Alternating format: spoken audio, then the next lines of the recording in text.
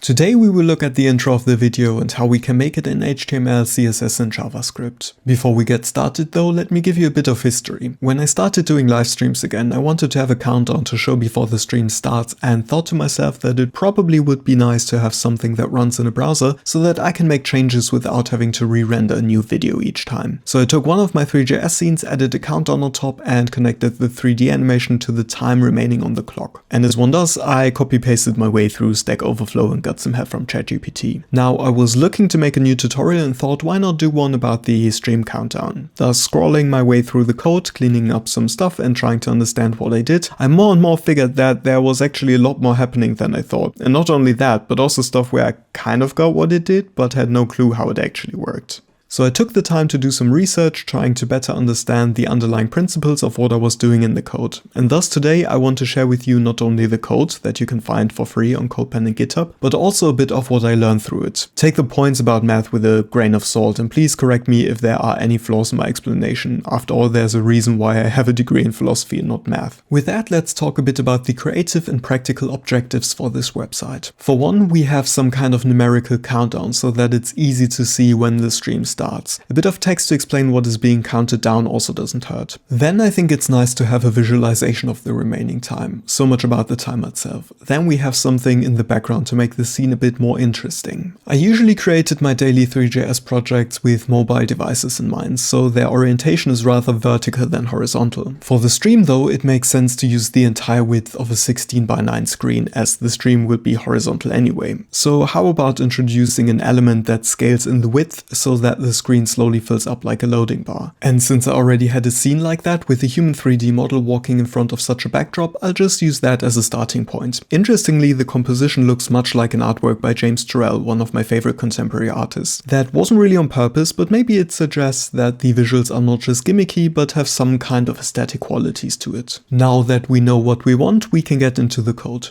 Just quickly in between, make sure to like and subscribe if you enjoy the video and find my socials in the video description. But let's start with the HTML part of the project. In order to create the clock phase, we first create a class named timer in which we have an SVG with two circle tags. We give the SVG a class of ring so that we can call it again later. Now we have to pay attention to the width and height values in the SVG tag. It doesn't matter so much what values we put in it, but we have to make sure we remember it. For our case, let's do 100 and 100 each. The circles are the same besides one having the class ring background and one having the class ring progress. So let's just look a bit closer at one of them for the moment. Circles commonly have three attributes in HTML. That is CX for the x-axis coordinate of the center of the circle, CY for the y-axis coordinate of the center of the circle, and R for the radius. In order to create the circle within the width and height of the SVG element, CX and CY should be half of the width or height we set earlier, which is 50 in our case.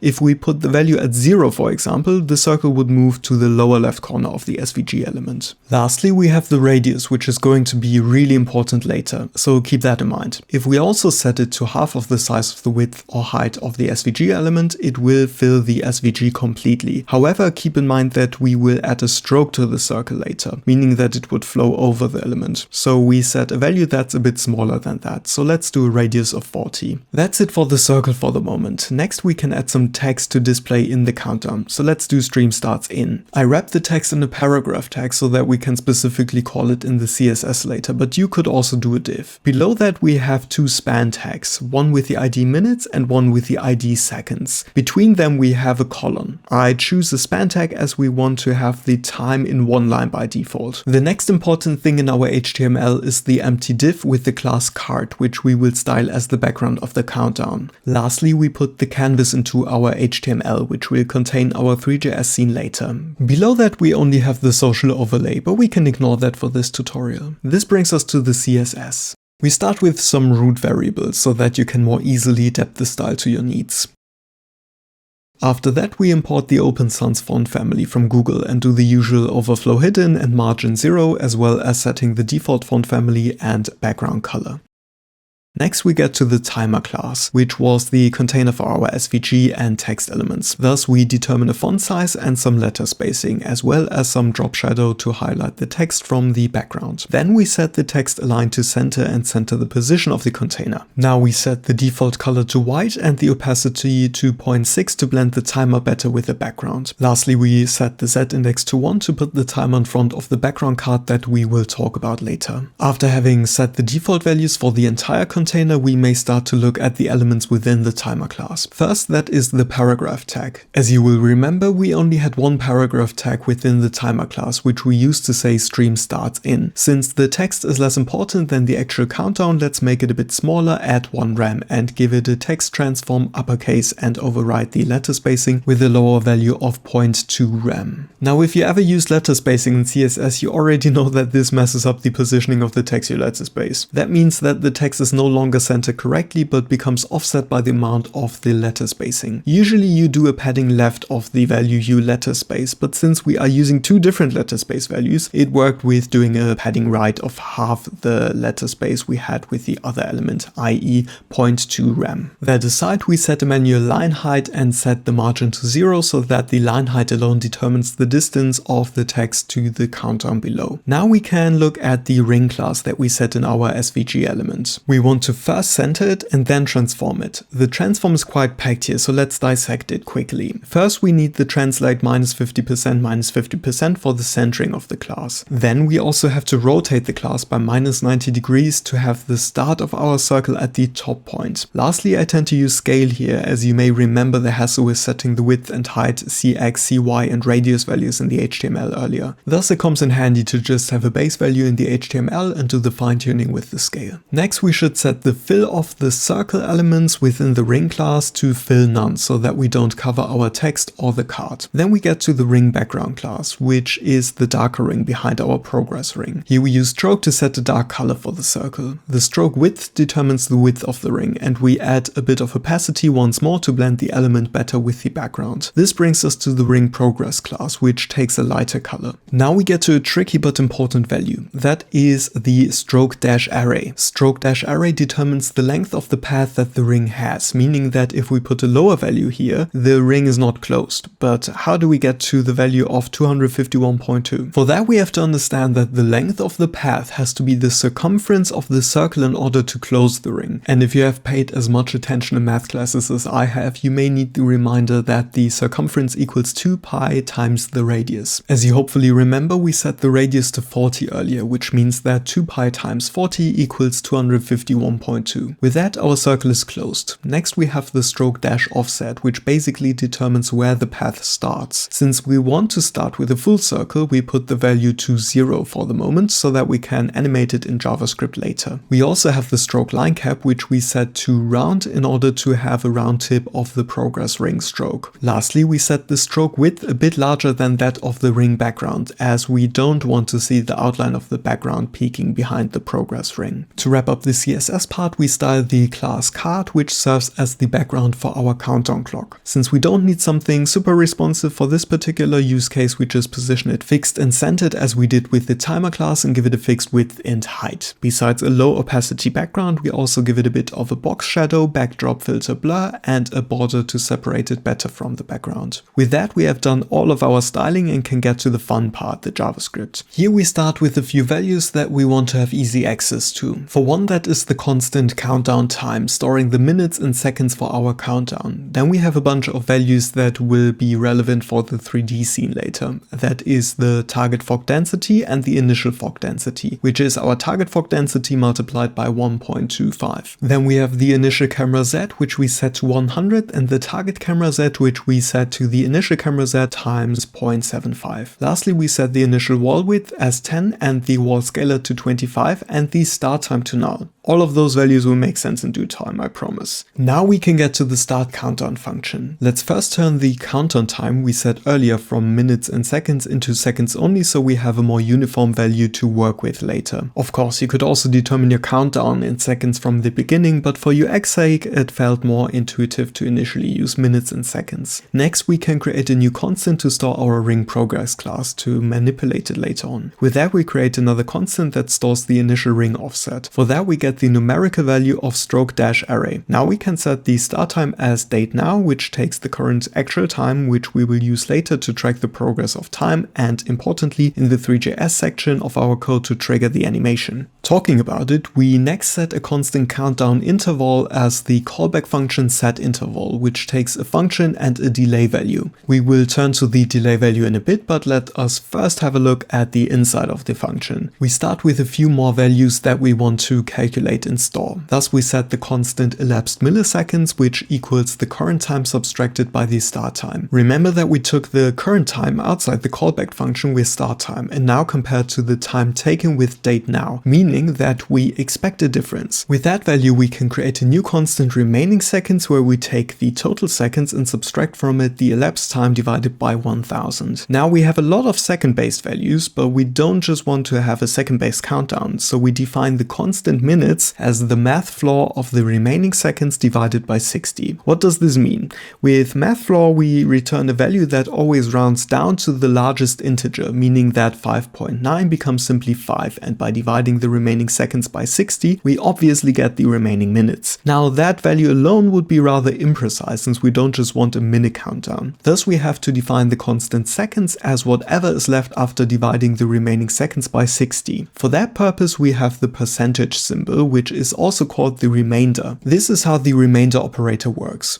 We have our initial value on the left, in this case remaining seconds. Then we have the percentage symbol and then the value by which we want to divide the remaining seconds. Let's assume we have 3 minutes and 15 seconds left on our countdown. This means we have a total of 195 seconds. Now we get the minute and second values back from that by dividing 195 by 60, which returns 3.25. But the math floor automatically rounds it down to 3 and returns that as an integer. Next, for the seconds we take 195 and see how often 60 fits into that. As we already know, we get a maximum of 3 times 60, which means 180 into 195. If we subtract 180 from 195, this leaves us with 15, which is the correct amount of remaining seconds. So now we always get the correct time left on the timer in minutes and seconds. However, for example, the minute would now return 3. Yet timers usually show the time in a 2-digit pattern, meaning that 3 would turn into 03. To ensure that our timer also keeps that pattern, we have the next 2 lines of code. There we get the element of minutes from our HTML and insert a new value with the inner text. That inner value we set with a conditional. We check whether minutes is larger than 0 as the conditional for the ternary operator, the question mark, which serves as our short if-then statement. Thus, if minutes is larger than 0, we turn our integer into a string to put it into the HTML element. However, we also use pet_start to add something in front of our new string. Pet_start first checks whether the string is 2 characters long. If it is not, it adds a 0 in front of it, thus turning 3 into 03. The same happens in the line for seconds. Now we have basically finished the countdown digits, but we still have the ring we created earlier, which we want to animate as well. For that we start with turning our remaining time into a percentage value. With the help of that percentage we can set the constant ring offset as 100 subtracted by the progress percentage. For example, if we have 10 seconds out of 100 left, the progress percentage will return 10 as the remaining time in percent. If we subtract that value from 100, we basically get the past time in percent, i.e. 90. Now we divide that value by 100, which returns 0.9. That value we can then multiply with the initial ring offset, which will return 90% of our initial full circle we calculated in the CSS section earlier. Thus, if 10 seconds are left, we offset the ring start by 90% of its initial value, leaving us with a ring that is closed by 10%, the corresponding remaining time of our countdown. In order not only to calculate this, but also to show it in the UI, we simply add the line ring progress.style.stroke-offset equals ring offset. With that, we are practically already done with the whole timer thing. We just have another conditional to check whether the remaining seconds is smaller or equals 0, which will then trigger the clear interval, countdown interval,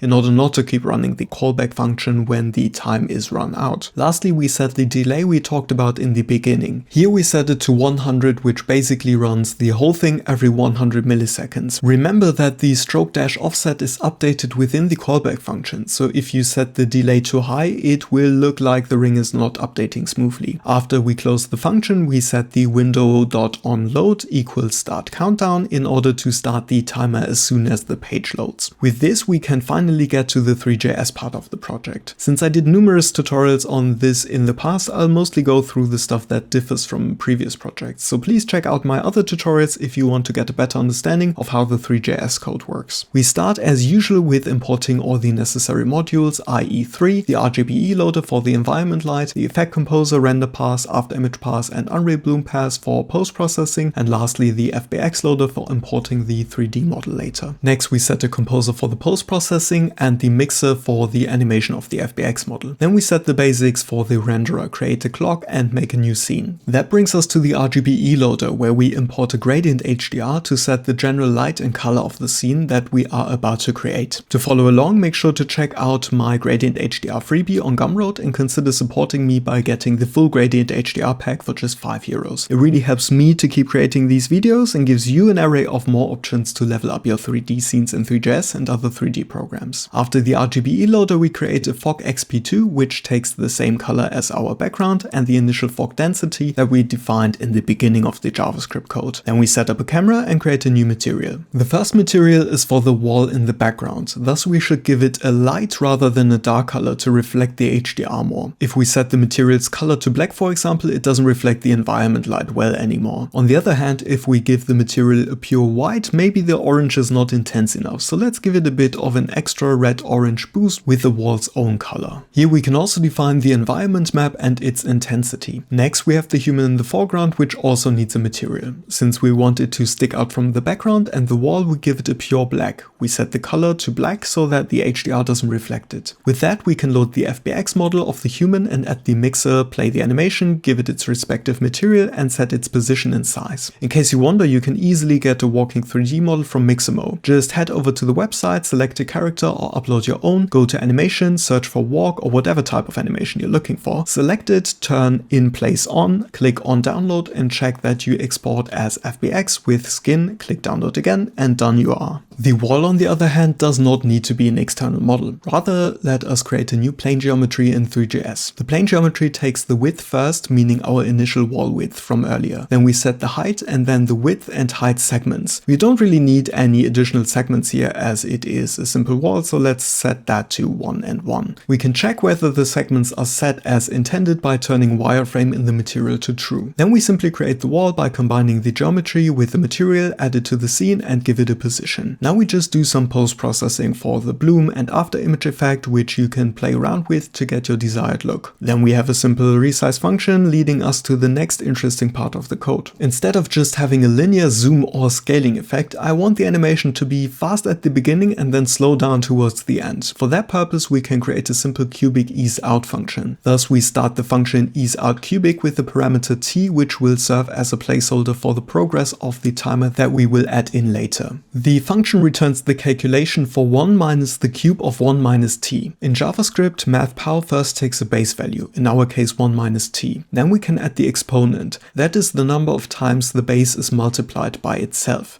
Since we wanted a cubic function, that means an exponent of 3. Let's visualize this to get a better understanding of how this works. Here you can see the function as a graph. As a reference, we have the linear function. Then we have the cubic function that we are using. As you can see, we still start at the coordinate 0, 0 and get to 1, 1, but as you will notice, we have a steep rise at the beginning and then a fade towards 1, 1 at the end. We will get to how we use this in a moment. For that, we start the update function. First we set delta as the clock get delta, which gives us the seconds passed since the clock started. Next we have a conditional statement that executes if the start time is not null. Remember, at the beginning of the code we first set it to null, but then gave it the current time in the countdown function. So as soon as the countdown starts, we also start this part of the code. Now we do something similar to what we initially did in the countdown function, calculating the total seconds, the elapsed seconds, and based on those two, the remaining seconds. Since we now know where we are are in the rundown of the countdown, we can have another conditional statement that checks whether the remaining seconds are greater than 0. So the following is only executed as long as the countdown is actually counting down. We need a few extra pieces of information within here, which is the constant progress, which tracks how far we are through the countdown by dividing the elapsed seconds by the total seconds. Thus progress has values between 0 and 1. Let's say the countdown is set for 200 seconds. It starts with 0 divided by 200, which returns 0. Then the countdown reaches 100 seconds, meaning that 100 divided by 200 returns 0.5. And finally, when the countdown reaches 200 seconds, 200 divided by 200 returns 1. Then the conditional stops as remaining seconds reaches 0. With progress, we can now return to our cubic ease function. As it returns values between 0 and 1, it's the perfect replacer for the parameter t, which we set in the easeOut cubic. Thus, we define the constant eased progress as easeOut cubic with the argument progress. This brings us to the Three.js camera. While we could use different methods, like only moving in with the camera or scaling the wall to achieve a zoom-in effect, I find that a mix of different layers of movement creates a more dynamic and interesting animation. Therefore, while we will focus on scaling the wall later, let's first introduce some eased camera movement. The goal is to move the camera closer to the wall and the walking human figure, meaning that we have to get from the initial camera Z of 100 to the target camera Z of 75. Therefore, we start with the initial camera Z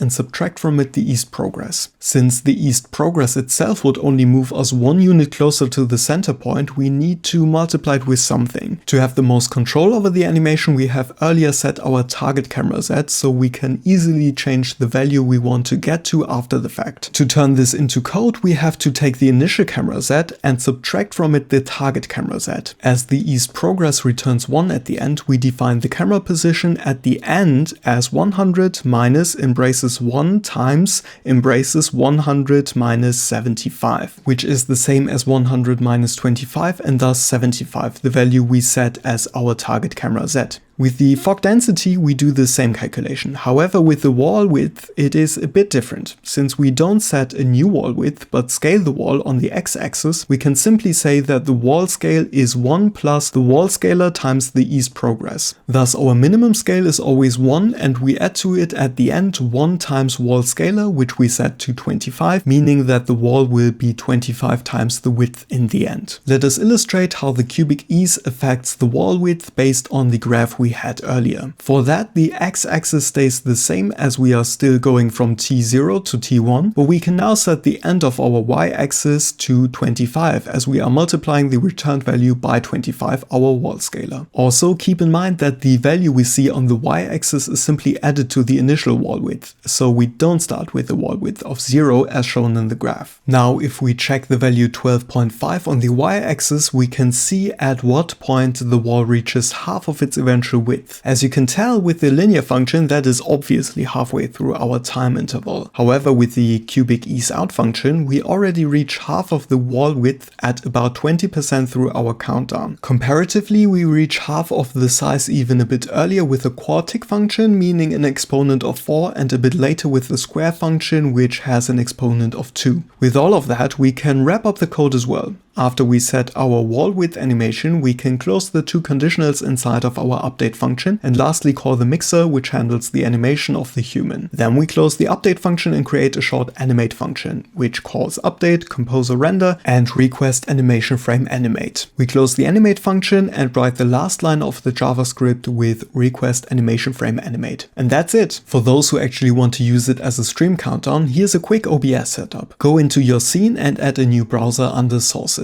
Here you can select local file and select your index.html. Then set the width and height to your stream or canvas resolution. If you stream in 1080p, that will be 1920 by 1080. To save resources, you can check shutdown source when not visible. Also like to set refresh browser when scene becomes active, so the countdown starts again when I turn the browser's visibility off and on. Then just press OK and the countdown is part of your OBS setup. If you want to update the time, just quickly open the JavaScript file file in a text editor of your choice and update the minutes in seconds. I hope you learned something new in this tutorial, or at least got a better grasp of some of the JavaScript and math that goes into such a countdown and Three.js scene. If you liked the video, please leave a thumbs up and subscribe to the channel. If you have any questions or feedback, don't hesitate to write a comment. Also, you can find my Instagram and other socials in the description and consider joining our Discord. It has been a great place for exchange and peer learning, so come around and say hi. Thank you so much for watching, and I'll see you in the next one.